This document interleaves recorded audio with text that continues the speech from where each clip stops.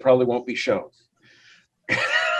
Well, also, so I'm the author of the book Government, the Biggest Scam in History Exposed, where I'm making the case that government was never intended to protect life, liberty, and property, but government is essentially a technique of intergenerational organized crime to rob and control societies, and that all government is illegitimate. I'm a voluntarist, and all that a voluntarist means is that someone that believes that all human relationships should be voluntary, that nobody should have the ability to use violence or extortion or force on anybody else, not even if they're a quote unquote government. Government doesn't get a pass for morality. And one of the ways that you can know that you have a bad government is because they are using violence on peaceful people to try and achieve, social engineering or raise revenue on their friends and their neighbors. And so voluntarists think that all government is illegitimate because it is impossible to delegate rights that you do not have yourself. The ability to steal money and call it taxation, the ability to make up rules for everybody and call it laws. If I don't have the ability to do that for Dr. B or for Dennis, then it's impossible for me to delegate a right I do not possess myself to a representative or to a government to do something that I don't have the ability to do myself. So if the right for the government to do everything that the government does didn't come from we, the people, because it's impossible for we, the people, to delegate rights they don't have themselves,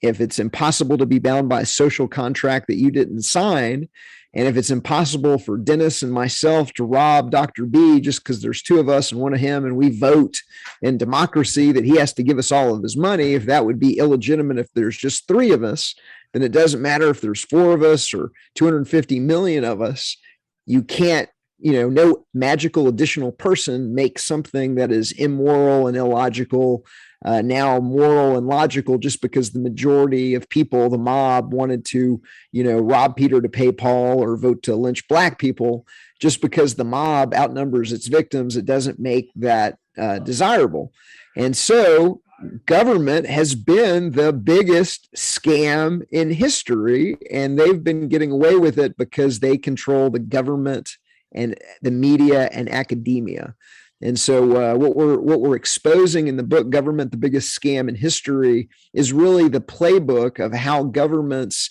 use control of the media and control of education to indoctrinate the population that government is legitimate, desirable, and necessary before you're old enough to really evaluate the logic and the morality of that claim. And so that's just a little bit about me, but the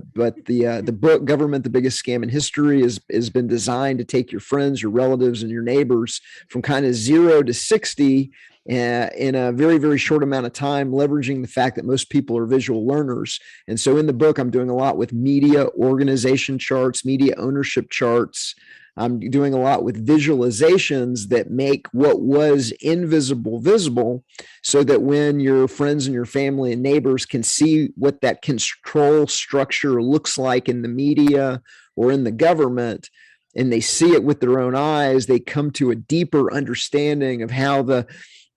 organized crime system is able to control, dozens and dozens of ostensibly independent media companies by coordinating the actions of the key publishers, editors, reporters through a small handful of organizations that Jeffrey Epstein was also a member of. So as one example. Your book, On